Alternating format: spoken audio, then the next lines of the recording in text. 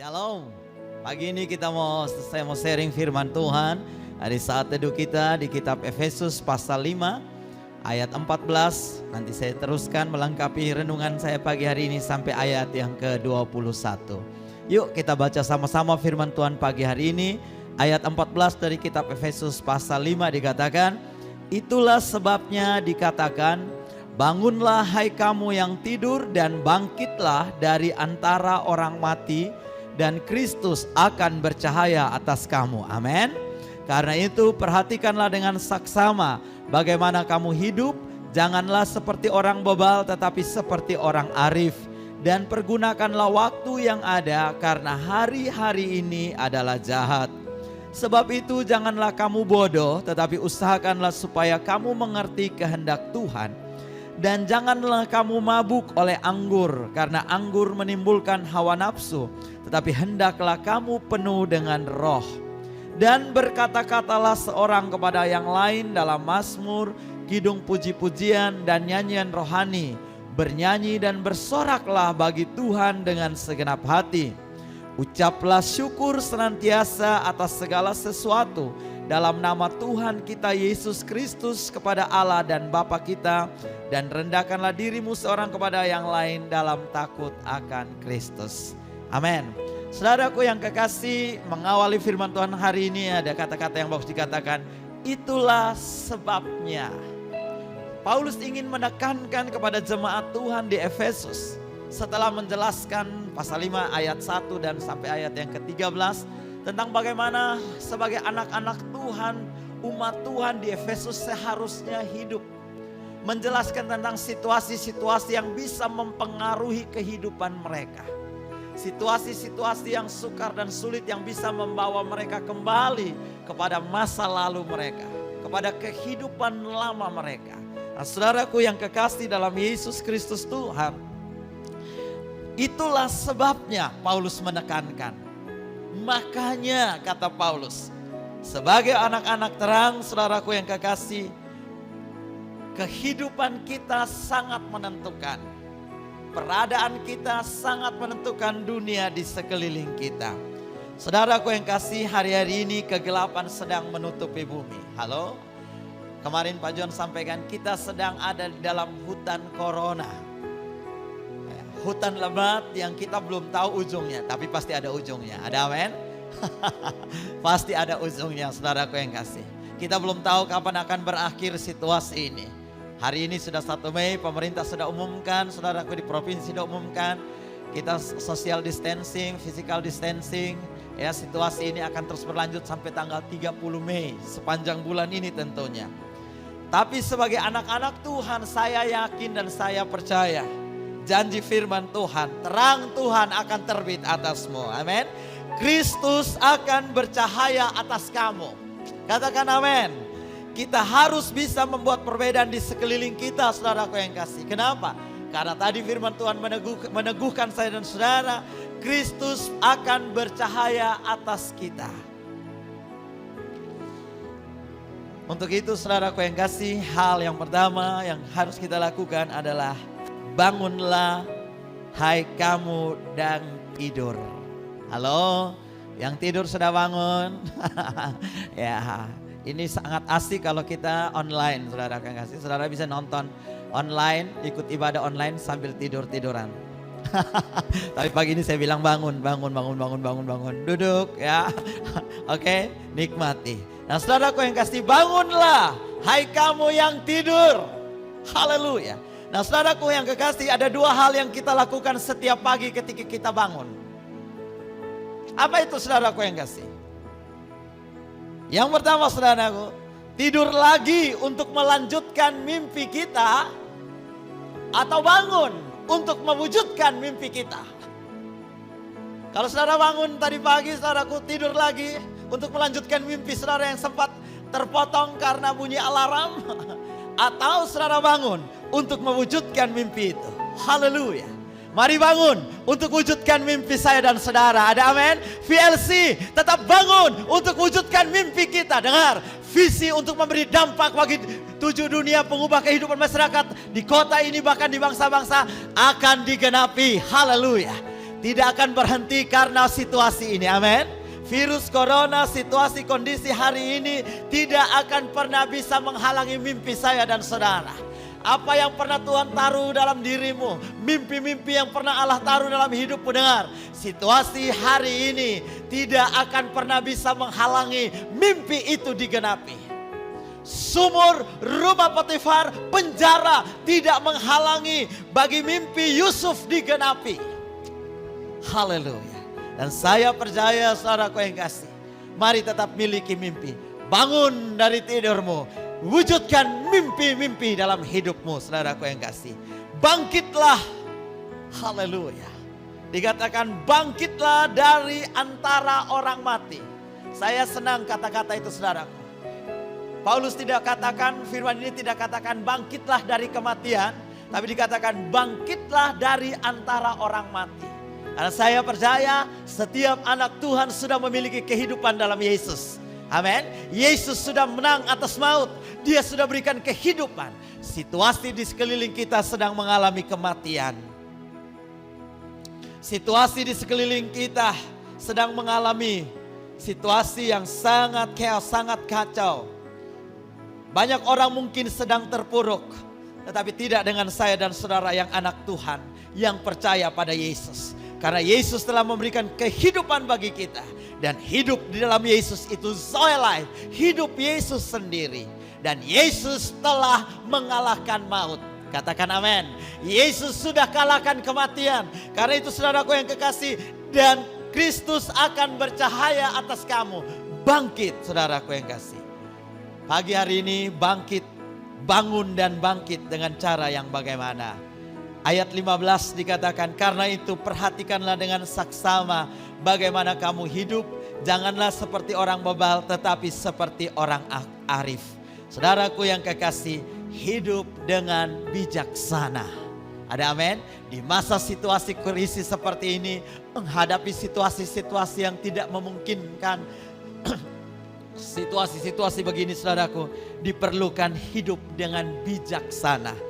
Mazmur 90 ayat 12 berkata, ajarlah kami menghitung hari-hari kami sedemikian, hingga kami beroleh hati yang bijaksana. Ada amin? Saudaraku yang kasih Tuhan mau, mari kita belajar. Doa Musa, ajarlah kami menghitung hari-hari. Tadi katakan hari-hari ini jahat saudaraku yang kasih. Karena itu kita lewati hari-hari ini dengan hati yang bijaksana. Artinya saudaraku, kita memiliki sikap yang tepat dalam menghadapi berbagai situasi sulit dalam hidup kita. Tidak panik, tetapi menemukan jalan keluar yang tepat. Itu wise man. Haleluya. Ada amin? Saudaraku yang kekasih dalam Yesus Kristus Tuhan. Kita mesti menjadi orang yang wise, orang yang bijaksana, orang yang tidak panik menghadapi situasi, tapi orang yang menemukan jalan yang tepat, menemukan solusi yang tepat. Haleluya. Saudaraku yang kekasih dalam Yesus Kristus Tuhan. Hari-hari ini dibutuhkan hidup yang berhikmat, cara hidup yang berhikmat, cara hidup yang bijaksana.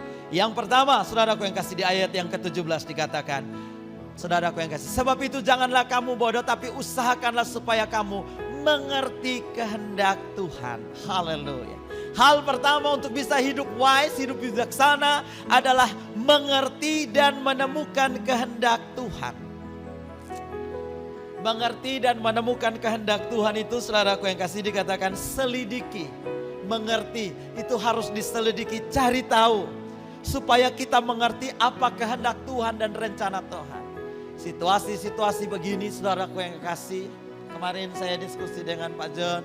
Pak John bilang ini kita harus terus menemukan apa lagi kehendak Tuhan. Apa rencana Tuhan. What is the next? Demikian pula dengan hidup saya dan saudara. Ini kesempatan saudaraku yang kekasih. Untuk mengerti, selidiki Tuhan. Apa maksud Tuhan di balik situasi ini, kondisi ini. Sehingga saudaraku yang kasih, kita tidak salahkan situasi, kita tidak salahkan kondisi, kita tidak salahkan orang, kita tidak salahkan barang. Bahkan akhirnya saudaraku, kalau tidak kita bisa salahkan Tuhan. Karena itu mari kita mengerti apa kehendak Tuhan. Roma 12 ayat 2 berkata, janganlah kamu menjadi serupa dengan dunia ini.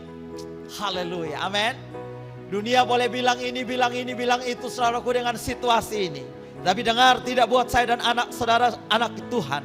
Dikatakan tetapi berubahlah oleh pembaharuan budimu sehingga kamu dapat membedakan manakah kehendak Allah, apa yang baik, yang berkenan kepada Allah dan yang sempurna. Nantikanlah Tuhan. Carilah Tuhan supaya kita bisa menemukan kehendaknya dalam hidup kita. Yang kedua, saudaraku yang kasih, penuh dengan Roh Kudus. Ayat 18 dikatakan, dan janganlah kamu mabuk oleh anggur, karena anggur menimbulkan hawa nafsu, tetapi hendaklah kamu penuh dengan Roh Kudus. Katakan amin. Roh Kudus diberikan kepada saya dan saudara untuk sebagai penolong dalam hidup kita. Kita menjalani kehidupan ini bukan karena kuatan gagah kita, tapi karena Roh Allah menyertai saya dan saudara. Karena itu hiduplah dengan penuh Roh Kudus, saudaraku yang kasih. Bangun persekutuan yang intim dengan Roh Kudus, yaitu dengan banyak-banyak berbahasa roh. Bagi orang yang tidak mengerti tentang bahasa roh, bagi orang yang tidak mengerti tentang peranan Roh Kudus dalam hidupnya, ini bisa jadi satu polemik. Dan hari ini saudara dengar, gara-gara itu ada banyak polemik. Jangan terpengaruh jemaat Tuhan, dengar. Engkau sudah tahu kebenaran. Engkau sudah mengenal pribadi Roh Kudus yang dahsyat, yang luar biasa, yang diberikan kepada saya dan saudara untuk menuntun seluruh perjalanan kehidupan kita. Roh Kudus akan memberikan kepekaan kepada kita untuk melihat mana yang baik dan mana yang buruk, mana jalan yang harus kita tempuh. Karena itu bangunlah hubungan yang intim dengan Roh Kudus. Berbahasa rohlah sebanyak-banyaknya setiap hari dalam hidupmu. Paulus berkata, aku lebih banyak berbahasa roh. Haleluya. Saudaraku yang kekasih dalam Yesus Kristus Tuhan, berbahasa roh itu membangun iman. Ada amin? Jangan takut untuk berbahasa roh. Berbahasa roh itu membangun iman. Berdoa dengan bahasa roh itu menyampaikan keluhan-keluhan yang tidak terucapkan. Hal-hal yang kita tidak bisa ungkapkan dengan kata-kata. Kita kehabisan kata-kata. Sampai tahu mau bilang apa lagi. Tapi dengan berbahasa roh, saudaraku, roh kita akan menyatu dengan roh Allah. Roh kita akan menyampaikan segala permohonan-permohonan kita kepada Allah. Haleluya. Yang ketiga, saling menguatkan. Ayat 19 dikatakan, dan berkatalah seorang kepada yang lain dalam mazmur, kidung, puji-pujian dan nyanyian rohani. Bernyanyi dan bersoraklah bagi Tuhan dengan segenap hati. Saudaraku yang kasih, hari-hari ini banyak orang butuh dikuatkan. Termasuk saya dan saudara. Halo, ada amin? Amin saudara. Mari kita saling menguatkan, saudaraku yang kasih. Saling menguatkan. Dan itu dengan apa saudaraku? Dengan perkataan. Murah. Saling menguatkan, minta maaf, tidak perlu duit. Perlu dengan perkataan. Dan perkataan yang perlu kita sampaikan adalah dengan perkataan kasih karunia. Efesus 4 ayat 29 bilang begini. Janganlah ada perkataan kotor keluar dari mulutmu, tetapi pakailah perkataan yang baik untuk membangun, di mana perlu, supaya mereka yang mendengarnya beroleh kasih karunia. Haleluya. Kalau orang dengar perkataan kita, orang dapatkan kasih karunia, dapatkan anugerah untuk semakin mau hidup, semakin mau bersemangat lagi. Karena itu saudaraku, mari kita kuatkan satu dengan yang lain. Hari-hari ini saudaraku yang kasih, kita terpisah secara fisik, tapi kita bisa saling menguatkan. Kirimkan WA untuk saudaramu, kuatkan saudaraku yang kasih. Makanya saudaraku yang kekasih, kita juga harus wise. Kita juga harus bijaksana menggunakan medsos. Media sosial kita, Facebook, Instagram, Twitter. Ya saudaraku, WA grup kita. Gunakan dengan wise, saudaraku yang kasih. Taruhlah kata-kata yang membangun di sana, supaya saudaramu mendengarnya, saudaramu membacanya, dibangkitkan imannya, dia mendapat kasih karunia untuk bertumbuh lagi dan semakin mencintai dan mengasihi Tuhan. Haleluya. Saya dengar orang bijak bilang begini, saudaraku yang kasih. Kalau mau tegur seseorang kesalahannya, tegurlah 4 mata. Tapi kalau mau puji dia, pujilah dia di depan umum. Itu orang wise, saudaraku yang kasih. Karena itu saudaraku, gunakan WA.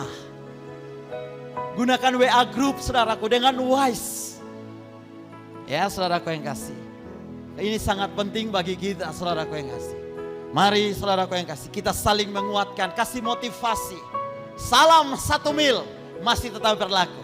Ada amin? Salam 1 mil adalah kata-kata motivasi yang luar biasa.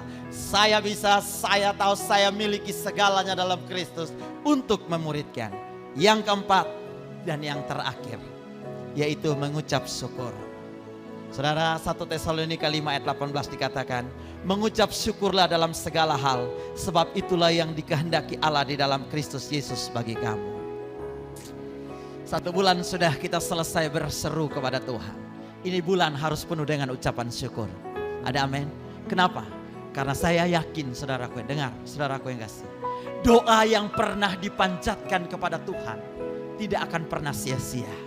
Doa itu sedang mengerjakannya bagi saya dan saudara untuk mendatangkan kebaikan bagi kita. Jadi doa-doa yang selama ini kita panjatkan di hadapan Tuhan, dengar, Allah kita telah mendengarnya, Tuhan sudah mendengarnya, dan Tuhan sedang siap untuk melakukannya bagi saya dan saudara. Dan kita responi itu dengan apa? Kalau kita percaya doa kita sudah dijawab, kita mengucap syukur. Ada amin? Kita mengucap syukur, saudaraku yang kasih. Ciri hidup orang hidup yang bijaksana adalah mengucap syukur. Kenapa? Karena orang yang mengucap syukur adalah orang yang yakin dan percaya kalau Allah turut bekerja dalam segala sesuatu untuk mendatangkan kebaikan bagi mereka yang mengasihi Dia dan yang terpanggil sesuai dengan rencananya. Mari hari-hari ini kita mengucap syukur. Mengucap syukur untuk semua hal. Mengucap syukur untuk istri kita, suami kita, anak-anak kita. Mengucap syukur untuk pekerjaan kita. Mengucap syukur untuk semua kebutuhan kita. Haleluya. Karena Allah adalah Bapa bagi saya dan saudara. Dia Elohim. Dia Allah yang berkuasa, yang menyatakan segala perkara dalam hidup saya dan saudara. Mari umat Tuhan, kita hidup di dalam kemenangan demi kemenangan hari ini. Lewati situasi ini dengan hidup yang wise. Katakan amin. Shalom.